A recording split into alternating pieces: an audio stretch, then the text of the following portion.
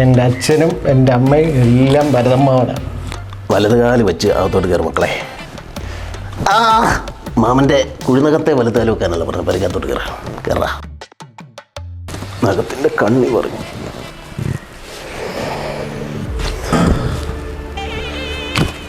ഇനി മാമന് ചത്താലും കുഴപ്പമില്ലടാ.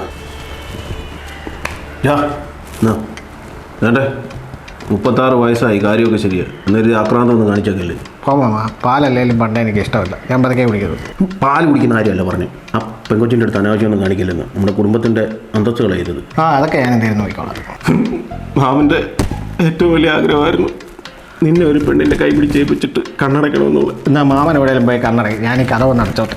എന്നാൽ മാമൻ പോയി സ്റ്റുഡിയോക്കാരെ ഓടിച്ചിട്ട് വരാം.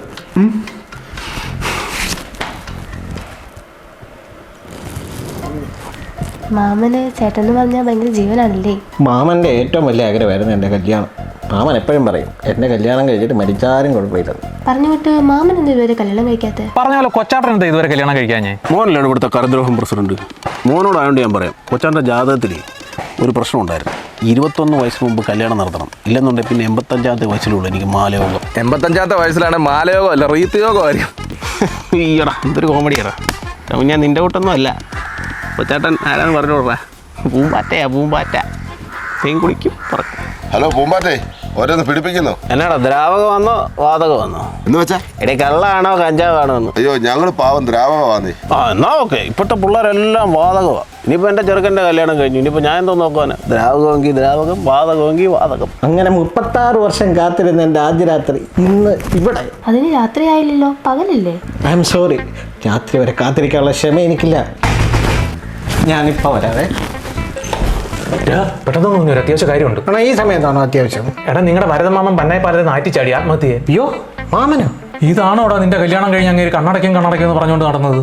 എടാ ഒന്ന് വേഗം വാ, അങ്ങേരെങ്ങാനും തട്ടിപ്പോയി കഴിഞ്ഞാൽ നിനക്ക് 16 ദിവസം പെലയായിരിക്കും. പെണ്ണുമ്പിള്ളെ ഒന്നും നോക്കാൻ പോലും പറ്റത്തില്ല. എന്നാ ഞാൻ അരമണിക്കൂർ കഴിഞ്ഞ് വന്നാൽ മതിയോ? എടാ കാമത്തവളെ മാമൻ ചാവ കിടക്കപ്പോഴോ ഇങ്ങനെ കാണത്തില്ലേ കോപ്പ്.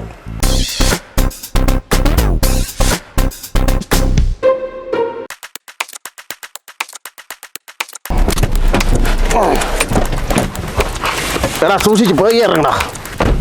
വാലി ചെറുക്കൻ്റെ കാര്യം എന്നെ എന്തോ ചെയ്യണം എൻ്റെ ദൈവം. ഞാൻ ആ കൊച്ചിനോട് എന്തോ സമാധാനം പറയോടാ. അയ്യോ ഇതെന്താ? കൊച്ചാടൻ എന്താ വർത്താനം പറഞ്ഞത്? കൊച്ചാടൻ ആദ്യം ചാടിയിട്ടില്ലേ കൊച്ചൻ്റെ അടുത്ത് ചാടിയത്? എടാ ഞാൻ ചാടുന്ന പോലെടാ അവനെടുത്ത് ചാടുന്നേ. അപ്പോൾ കൊച്ചിൻ്റെ അടുത്ത് വല്ല കൊച്ചു വർത്താനം പറഞ്ഞിരിക്കേണ്ടതിന് പകരം അതിരിക്കട്ടെ, ചാകാൻ അടുത്തുനിന്ന് ഇവിടുന്ന് തേങ്ങ കിട്ടിയത്. എടാ ഈ തേങ്ങ അല്ലേ ഇവിടെ എൻ്റെ ജീവൻ രക്ഷിച്ചേ. ഈ ചാടി കഴിയുമ്പോൾ 2 തേങ്ങ വഴി പോകുന്നുണ്ട്. എന്നാൽ പിന്നെ അതെടുത്ത് വീട്ടിൽ കൊടുത്തിട്ട് ഒന്നുകൂടെ റിപ്പീറ്റ് മോടി ചാടാന്ന് വെച്ചു. അതേതായാലും കാര്യമായി. അത് കാര്യമായി. ഇനി ഡയലോഗ് കിട്ടിയില്ലെന്നും പറഞ്ഞ കാര്യത്തില്ലല്ലോ. എടി മോളെ, ഈ കഴിപ്പടം കണ്ട ചെറുക്കൻ എന്നെ രക്ഷിക്കാനാന്നും പറഞ്ഞ് മണലുവാരുകാരടിച്ചു വെച്ച തെങ്ങും കുറ്റിയുടെ പുറത്തോട്ട് നടുവും തല്ലി ചാടിയിടി. എക്സ്റേ എടുത്തപ്പോൾ വേലിക്കല്ല അകലത്തിൽ കിടക്കുവായി മറ്റേ നടുവിൻ്റെ കശേരുക്കള്. അതൊക്കെ ഒന്ന് അടുക്കണമെങ്കിൽ ഒരു 3 കൊല്ലമെങ്കിലും പിടിക്കും. ഇനി ഇവരെ ഫ്രെയിം ചെയ്ത് വെക്കാനോ ഒപ്പിട്ട് വെക്കാനോ ഒക്കെ കൊള്ളത്തുള്ളൂ.